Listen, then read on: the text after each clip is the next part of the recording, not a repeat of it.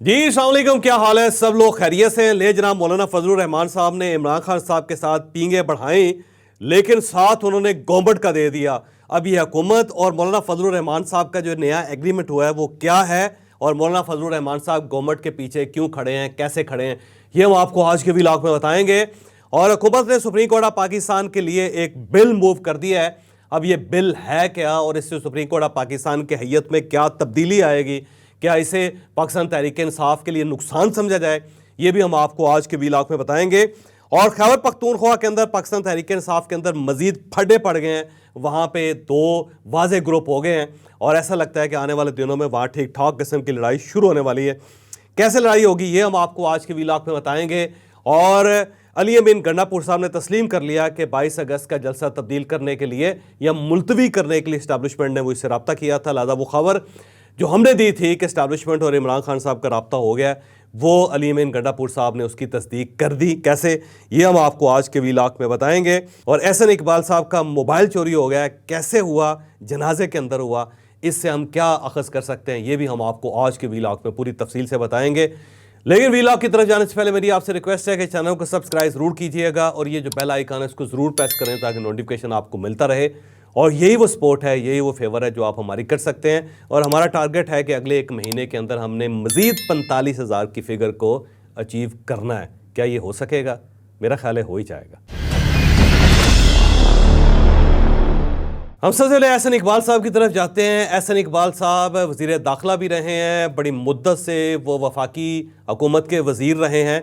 बल्कि ये जो 8 फरवरी के इलेक्शंस हुए थे, उसमें अगर हम अटक के पुल से लेके लाहौर तक देखें तो वहाँ पे सिर्फ एक सीट ऐसी है जो कंट्रोवर्शियल नहीं हुई, जिसके खिलाफ किसी किस्म की कोई दरख्वास्त जमा नहीं करवाई गई, और वो सीट है एहसन इकबाल साहब की। बल्कि पाकिस्तान तहरीक इंसाफ ये दावा करती है कि अटक के पुल से लेकर लाहौर तक सिर्फ पाकिस्तान मुस्लिम लीग नून ने एक सीट जीती है, और वो सीट एहसन इकबाल साहब की है। और मैं इससे मुकम्मल तौर पे इत्तफाक भी करता हूँ।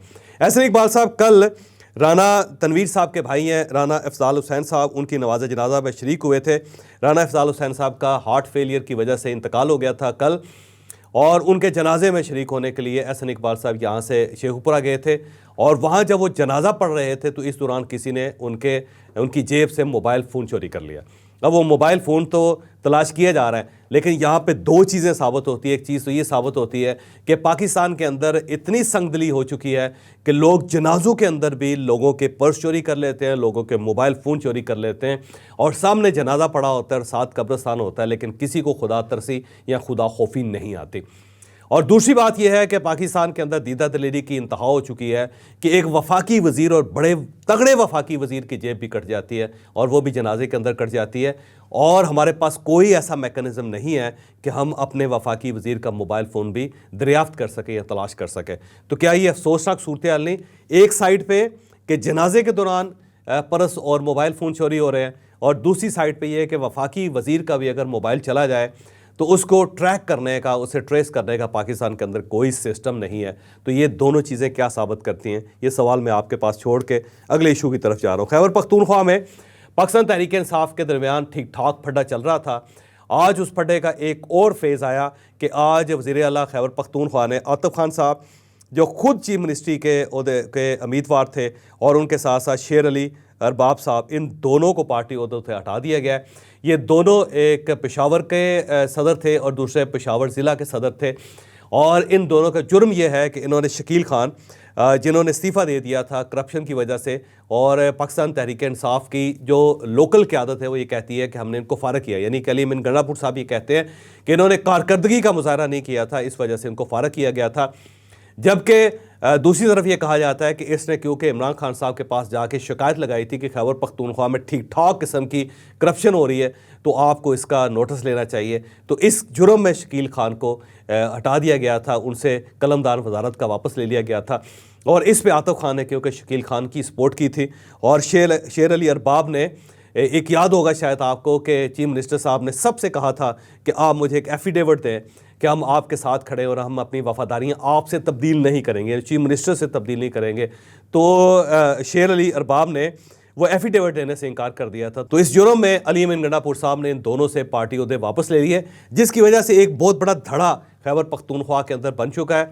और ऐसा महसूस होता है कि ये धड़ा आने वाले दिनों में मज़ीद इंक्रीज़ होगा और कहीं ऐसा ना हो कि अली मीन गंडापुर साहब की जो जड़ें हैं उनकी अपनी पार्टी वहाँ बैठ के काटना शुरू कर दे, क्योंकि अली मीन गंडापुर साहब ने डंडा हाथ पे उठा के अपनी ही पार्टी के ऊपर बरसाना शुरू कर दिया है और यूँ लगता है कि अब पार्टी के अंदर रिवोल्ट होगी और जब रिवोल्ट होगी तो उससे खैबर पख्तूनख्वा के अंदर भी हैयत तब्दील होगी और पार्टी को ठीक ठाक किस्म का नुकसान पहुंचेगा और ये साबित हो जाएगा कि पार्टी के अंदर यूनिटी किसी लेवल पे नहीं है, ना वफाकी लेवल पे है, ना पंजाब की सतह पे है, ना खैबर पख्तूनख्वा की सतह पे है। और पार्टी का एक ही काम है कि बाहर भी लोगों से लड़ते रहें और अंदर भी एक दूसरे के साथ लड़ते रहें। लिहाजा आने वाले दिनों में ये फड्डा मज़ीद बढ़ रहा है और इस पे इमरान खान साहब ठीक ठाक वरीड हैं। अब उन्हें समझ नहीं आ रही कि इस सूरत हाल को कैसे टैकल किया जा सकता है। कल एक इंटरव्यू में अली मीन गंडापुर साहब ने तस्लीम किया कि मेरे साथ इस्टेब्लिशमेंट का रब्ता हुआ था और बड़ी हायर लेवल पे हुआ था। अब सवाल ये है कि हायर लेवल से मतलब ये है कि क्या आर्मी चीफ ने इनसे रब्ता किया था? नहीं, आर्मी चीफ ने गंडापुर साहब से कोई रब्ता नहीं किया था। अगला सवाल ये कि क्या DGISI ने इनसे रब्ता किया था? जी नहीं, DGISI ने भी इनसे कोई रब्ता नहीं किया था।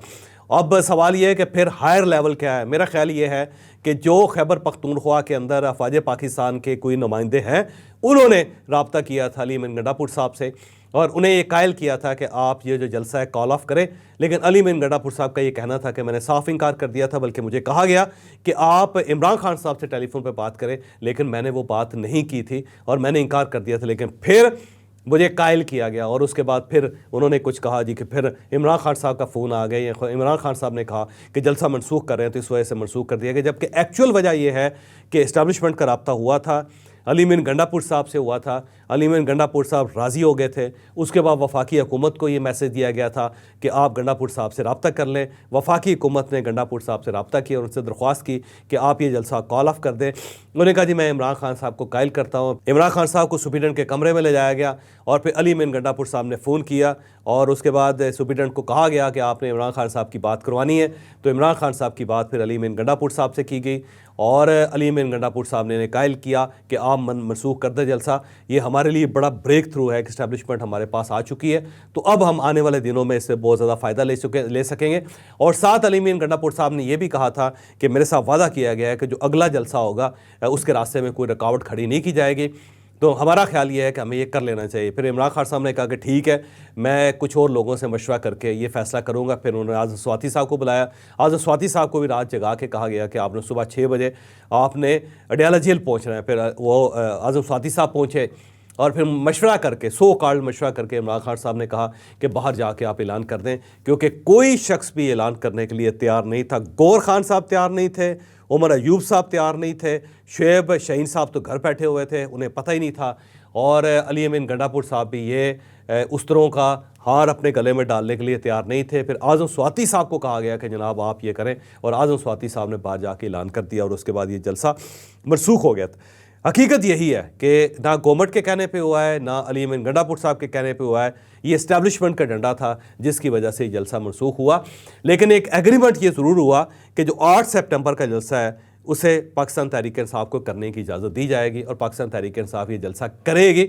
ये जलसा मनसूख नहीं होगा। मैं बार बार आपको कह रहा हूँ, कल भी बताया, परसों भी मैंने आपको बताया कि 8 सितंबर का जलसा अब होगा और ठीक होगा। लेकिन अली मीन गंडापुर साहब क्रेन लेके नहीं आ सकेंगे, बुलडोज़र लेकर नहीं आ सकेंगे, वो वहाँ से पुलिस लेके नहीं आ सकेंगे, वो वहाँ से FC लेके नहीं आ सकेंगे। वो सिर्फ अपने वर्कर्स के साथ आएंगे और उनके साथ कोई सिक्योरिटी नहीं होगी। यहाँ खड़े होकर जलसा करेंगे, तकरीर करेंगे और उसके बाद वो वापस चले जाएंगे। ये एक एग्रीमेंट है जो दोनों के दरमियान हुआ है। चलिए जनाब, वो बात जिसका खदशा था वो सामने आ गई है। गवर्नमेंट ने 2 फैसले किए हैं। एक फ़ैसला तो ये है कि अब जो सुप्रीम कोर्ट ऑफ पाकिस्तान के जजेस हैं उनकी तादाद में इजाफा किया जा रहा है। एक बिल कल या परसों आ रहा है कौमी असम्बली में और वो दानियाल चौधरी साहब जो MNA हैं पाकिस्तान मुस्लिम लीग नून के, वो पेश करेंगे और उसके अंदर कौमी असम्बली से दरख्वास्त की जाएगी कि क्योंकि यहाँ पे वर्कलोड बहुत ज़्यादा है तो सुप्रीम कोर्ट ऑफ पाकिस्तान के जजेस की तादाद 17 से बढ़ा के 23 कर दी जाए। तो इस तरह सुप्रीम कोर्ट ऑफ पाकिस्तान में नए 6 जजेस इंक्लूड हो जाएंगे और जब ये जजेस हो जाएंगे तो वहाँ पे तादाद या वहाँ की हैयत बदल जाएगी। इस वक्त काजी फ़ाइज़ ईसा साहब के जो ग्रुप है उसकी तादाद कम है और जो उनका मुखालिफ ग्रुप है जिसके बारे में तासुर ये है, मैं दोबारा कह रहा हूँ, जिसके बारे में तासुर ये है कि वो पाकिस्तान तहरीक इंसाफ के लिए सॉफ्ट कॉर्नर रखता है या पाकिस्तान तहरीक इंसाफ को उनसे बहुत फ़ायदा होता है, तो वो अब उसके बाद जब ये 6 जजेस आएंगे तो उसके बाद ये सारी सूरत चेंज हो जाएगी। इस साइड पे काजी फ़ायज़ ईसा साहब का जो ग्रुप है वो तगड़ा हो जाएगा और दूसरी साइड पे जो ग्रुप है वो कम हो जाएगा, छोटा हो जाएगा, और उसके बाद फिर फैसले करना और फैसले करवाना बहुत आसान हो जाएगा। तो ये बिल दानियाल चौधरी साहब पेश कर रहे हैं और उनका नाम जो है वो आ चुका है फहरिस्त के अंदर, और किसी वक्त भी ये बिल टेंडर होगा कौमी असम्बली में और इसकी मंजूरी हो जाएगी। फिर दूसरी तरफ मौलाना फजलुर रहमान साहब जो इमरान खान साहब के साथ पींगे बढ़ा रहे थे, बल्कि इमरान खान साहब को बहुत तवक्कुआत थी उनसे, और पिछले दिनों भी एक वफ्द गया इमरान खान साहब का पाकिस्तान तहरीक इंसाफ का मौलाना से मिला, और फिर कुछ कमेटियाँ बनी और जिन्होंने लेजिस्लेशन के लिए कुछ ना कुछ करना था, और उस कमेटी का आज इजलास भी हुआ।